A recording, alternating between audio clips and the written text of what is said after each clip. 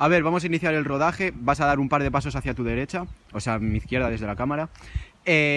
Así que bueno, ¿estás listo? Empecemos a grabar. No, tío, pero para, no puedes grabar así. ¿No ves que el plano está mal? Tienes que...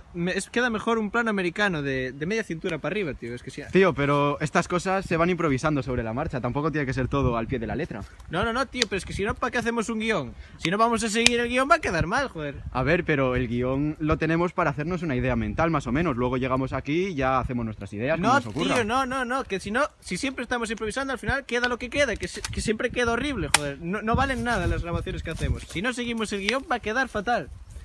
Tío, pero dale con el guión y dale con el guión. A ver, que es un papelito con 4 letras. Esto, la magia del cine, está en ir improvisando nosotros mismos. Que no, que te digo que si no, es que tenemos que hacer medio plano, tío. Si no va a quedar una mierda, como siempre queda.